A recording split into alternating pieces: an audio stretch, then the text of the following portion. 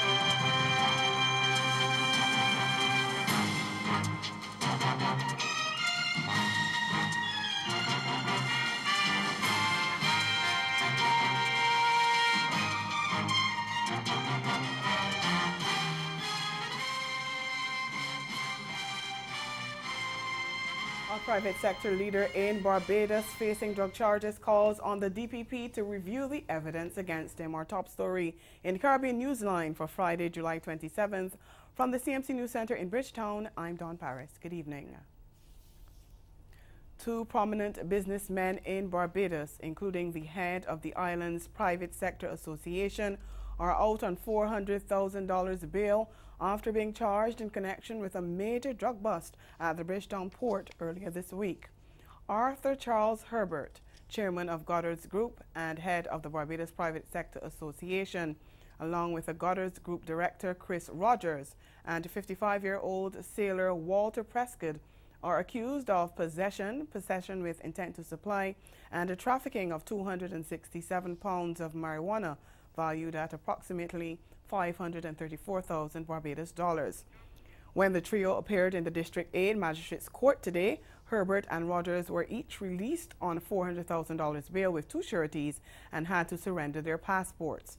They were also ordered to check in at a police station once a week as a condition of their bail. While Prescott was offered slightly more bail, $450,000, with similar conditions, he was unable to find sureties and was therefore remanded to prison. Speaking after his court appearance, Herbert insisted that he and Rogers were not guilty and had no knowledge about the illegal drugs on the boat they were on.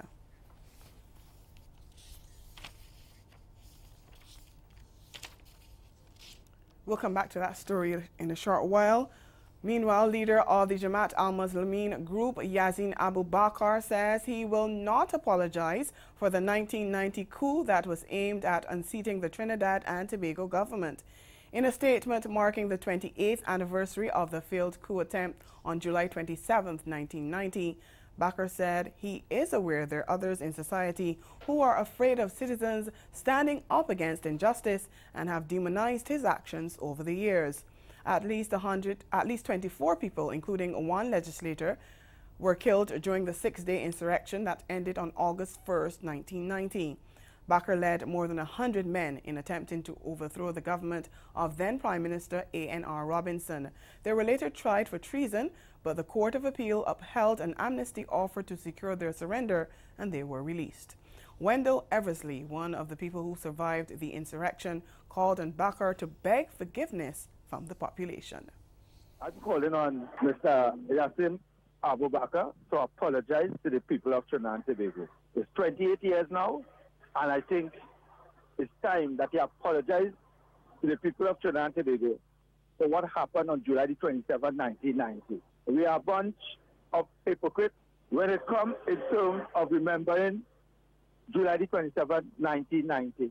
And it's a shame to know that probably this is the only country in the Western Hemisphere where we had a terrorist attack on a government, an elected government, and up to today, they haven't seen it fit to even have a reclaim ceremony to remember those who lost their lives. We'll return to that story where we spoke earlier about the private sector leader in Barbados, Charles Herbert, being charged for drug possession, drug trafficking, and possession with intent to supply. He said after his court appearance that he and his co-accused were innocent. And I first want to assert clearly to the public that we are entirely innocent of all of the charges that we've been charged with. I want to thank the drug squad and the CID for handling this matter in a very professional way, and they have worked exceedingly hard over the last 4 days to assemble evidence relating to this case. I want to say clearly to you all that all of the evidence that they have clearly supports our innocence. We are therefore shocked that cases were brought against us, and we can only assume that the people who made the decision lacked the courage to stand by the truth that they themselves have uncovered and that they are sworn to uphold. A call on the Director of Public Prosecution to urgently review the evidence that has been collected and to preserve the integrity of our police force in bringing these charges against us. All three accused had been in custody since Monday following the seizure of the drugs on the yacht owned by the Goddard's Group. Acting on a tip-off, members of the Royal Barbados Police Force drug squad had conducted an operation on the vessel and confiscated the contraband. Goddard's Enterprises subsequently issued a statement saying it was aware of the investigation into two of its board members and an employee, and that Deputy Chairman William Putnam would act as chairman in the interim. Herbert said a decision would be made in due course on whether he will return to that position and remain as chairman of the Barbados Private Sector Association. I have to review whether I'm able to do so while a charge of drug trafficking hangs over my head and challenges my credibility. And any decision that I make will be in the interest of the company that I represent. And if my continuing harms them, then I will not continue. And as the head of the Private Sector Association? Same thing. If I hurt the credibility of the private sector, then I will certainly resign my position. In other news, the Dominica government has presented a $1.1 billion EC dollar budget to Parliament, emphasizing the need for prudent financial management as the island recovers from the battering it took from Hurricane Maria nearly a year ago.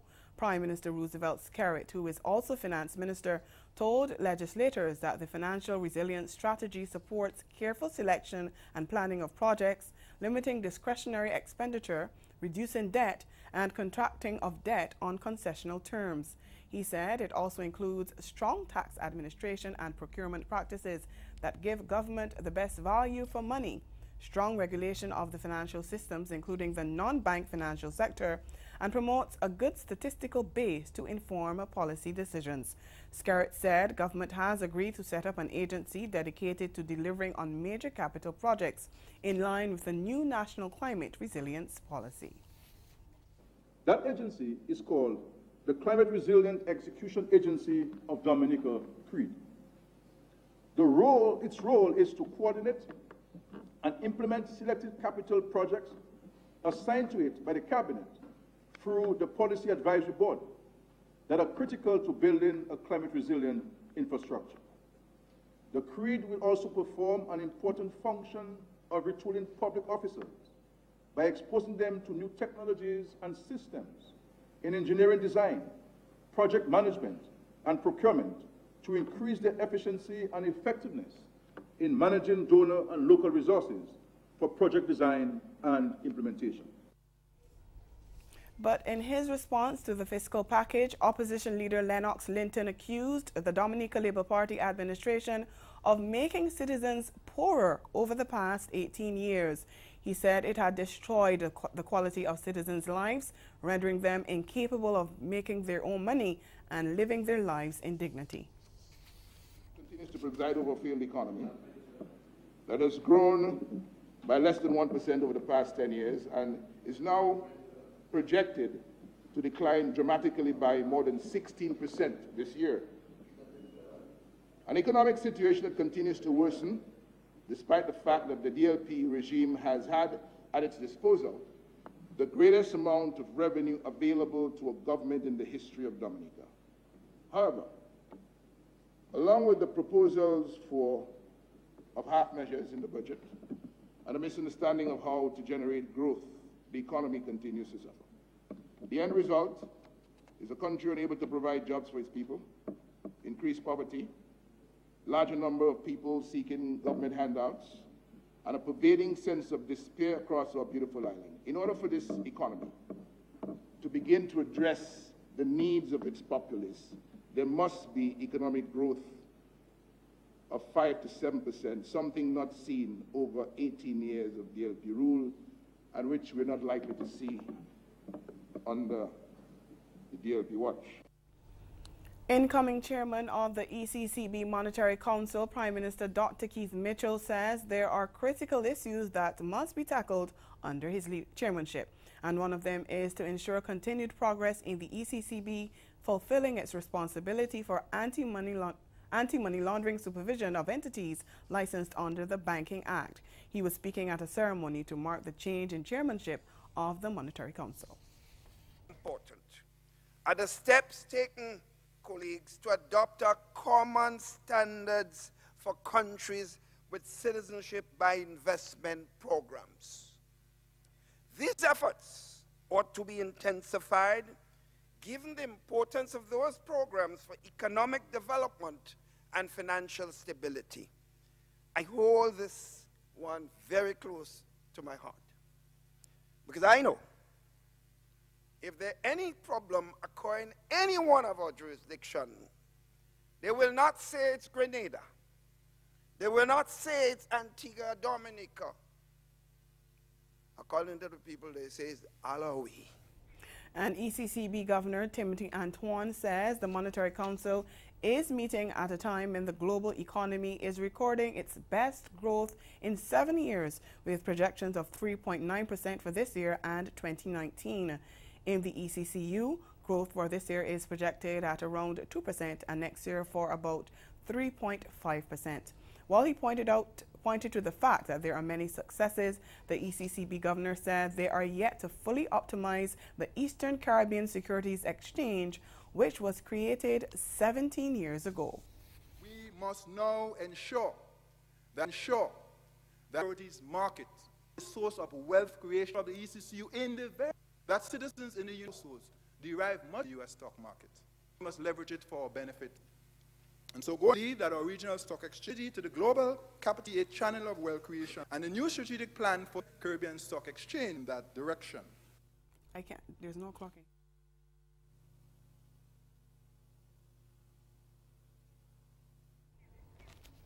Meanwhile, Dominica's Prime Minister Roosevelt Skerrit, the outgoing chairman of the ECCB Monetary Council, spoke to the importance of building resilience in the ECCU, especially in light of the devastation caused by Hurricanes Irma and Maria last year.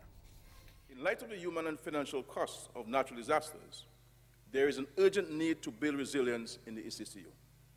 To that end, I am encouraged that the Council will today be considering the bank's views on the establishment of a Growth and Resilience Fund owned by member countries and aimed at boosting growth and building resilience to climate change. Up next, Newsline Entertainment. Stay with us.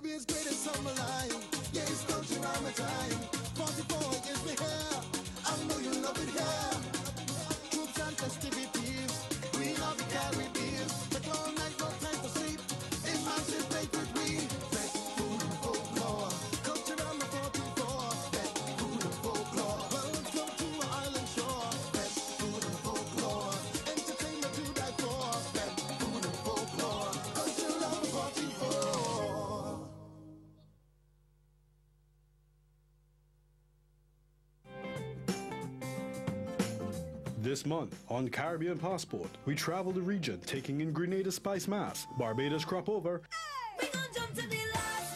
Antigua Summer Festival, and so much more, all coming up on this station.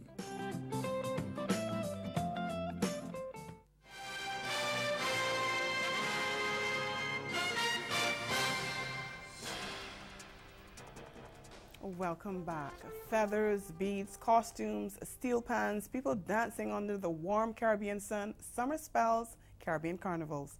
This week in Newsline Entertainment, we take a look at recent carnivals in St. Lucia and St. Vincent and the Grenadines.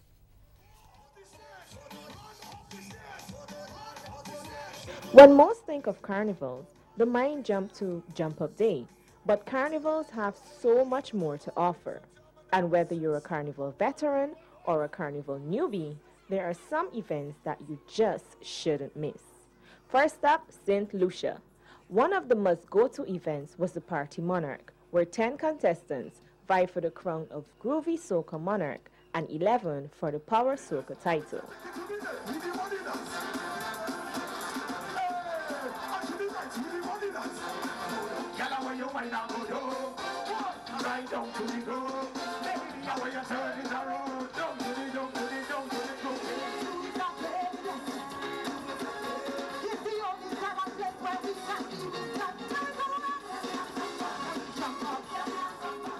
At the end of the night, it was the 2017 Monarchs, Arthur for the Groovy Soca and Ricky T for the Power Soca that retained their titles.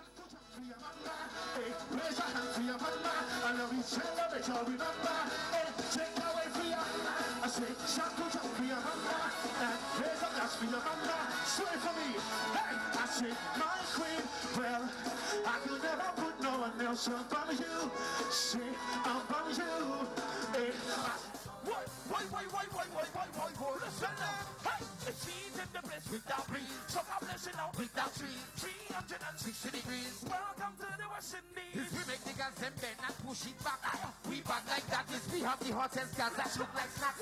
We mad like that is we make the girls them oh no. See them girl oh no. Get turn up the place, get turn up. But it wouldn't be carnival without the whining and the jumping and the non-stop partying, or as the St. Lucians would say, Nuka Suke Cow.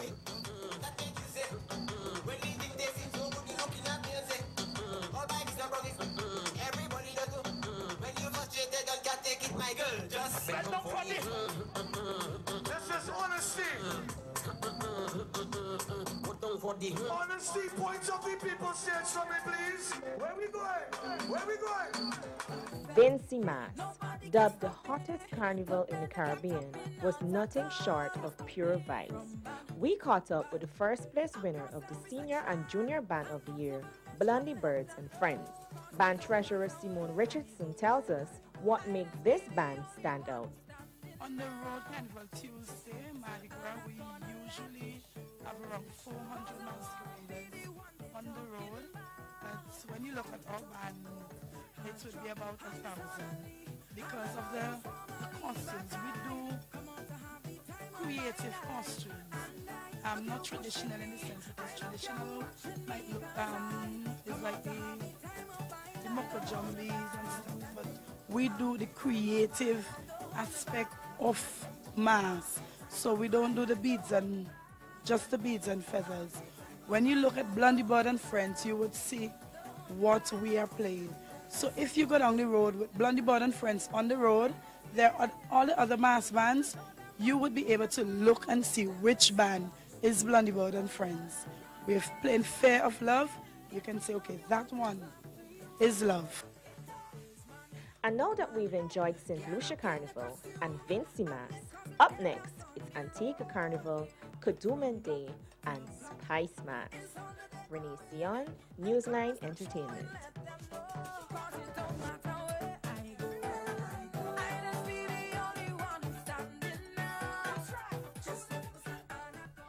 Ahead in Newsline Sport, injury rules Andre Russell out of the Windy squad for the final ODI against Bangladesh. We'll be right back.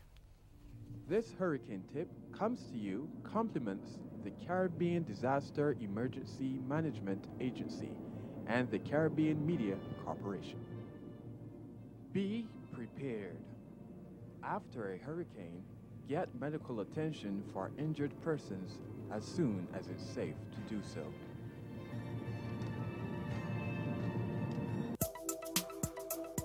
Join leading media and communications executives as well as climate change experts in Kingston, Jamaica from August 13 to 15 for the Caribbean Broadcasting Union 49th Annual General Assembly.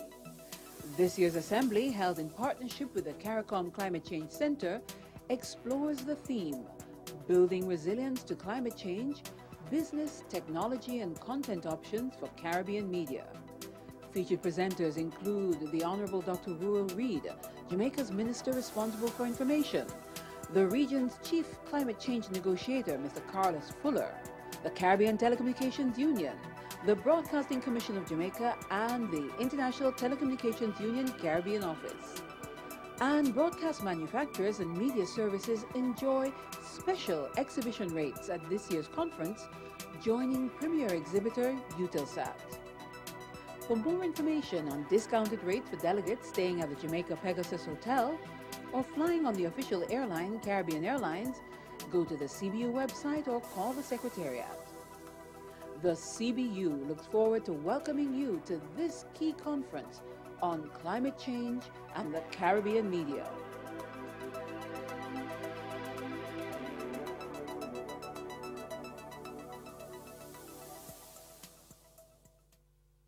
So choka is basically roasted vegetables. I'm not sure how they came up with the fish choka, but I know choka is usually vegetables that are roasted on an open flame and then mixed with seasonings and aromatics, and it's chunkied with hot oil. So in this case, the fish is mixed with some onion, garlic, some fresh herbs, pepper, and then it's chunkied with hot oil.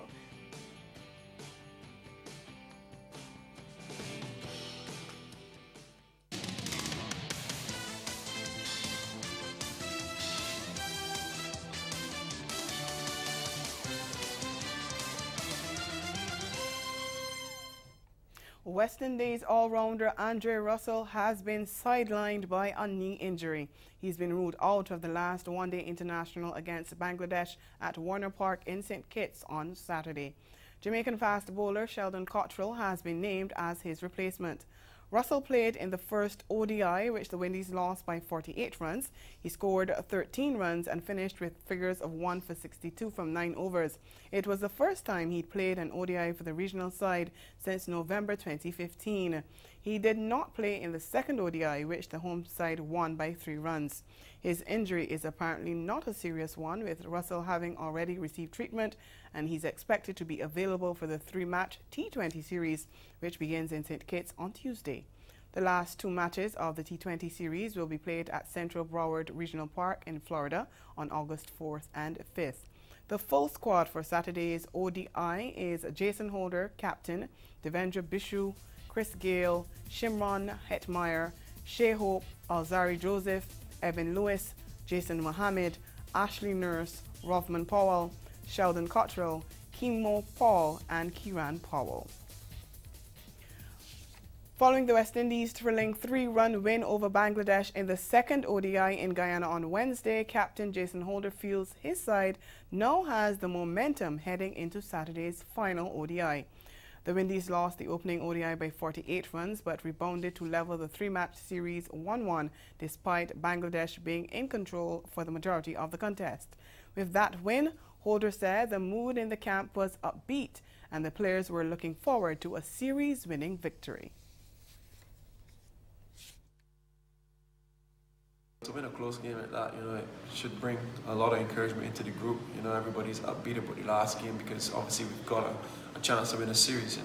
I guess at the start of the innings last night, a few heads dropped and probably lost a bit of belief. But credit to the guys the way they fought and stuck it through. It's a total team effort and one which we should be very proud of.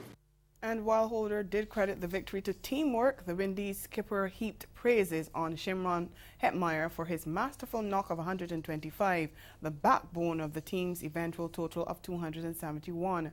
He said the team's slow bowlers were also hugely responsible for slowing down Bangladesh's innings after they had gotten off to a whirlwind start. Credit must go to Sherman Hepmer, an outstanding innings by the youngster. Yeah, he just showed a lot of maturity, which is something we ask of him, you know, at such a young age, you know. I thought his innings was really, really outstanding, and it's good to see a young player come through like that for us.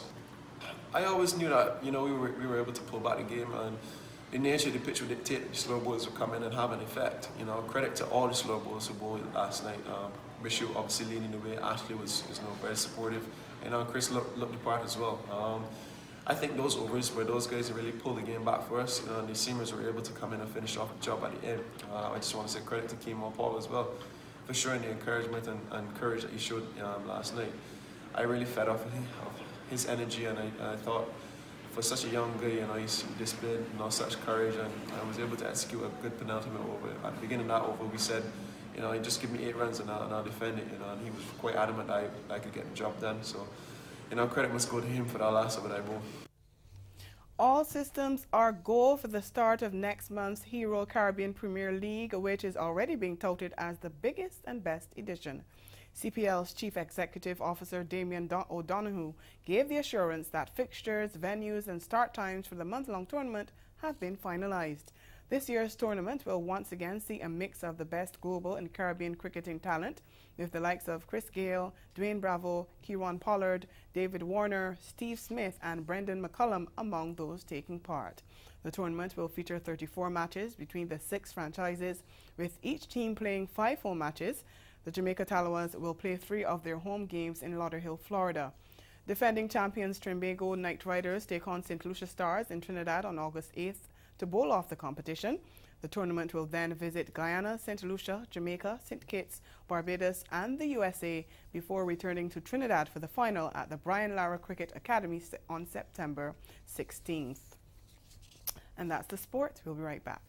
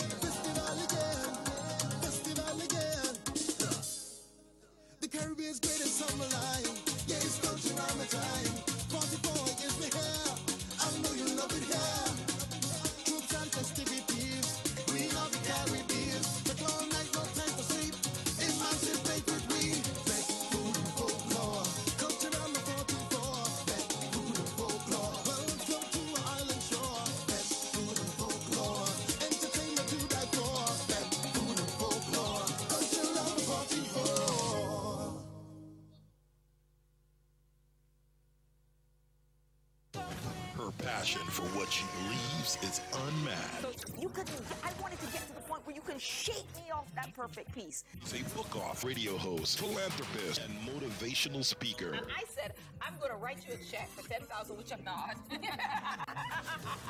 Spirit, soul, and body.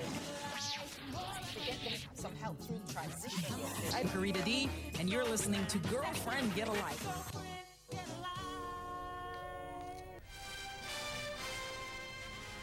A recap of the major developments of this day. 2 prominent businessmen in Barbados, including the head of the Private Sector Association, charged with drug possession and trafficking. And in sport, West Indies all-rounder Andre Russell ruled out of the last ODI against Bangladesh due to a knee injury. And that's Caribbean Newsline. For news and sports round the clock, subscribe to CanonNews.com. And for more of our programming, log on to CaribVision.tv and subscribe to CaribVision's YouTube channel. We'll be back here again on Monday. But from all of us at CMC News, thank you for watching and have yourselves a good night.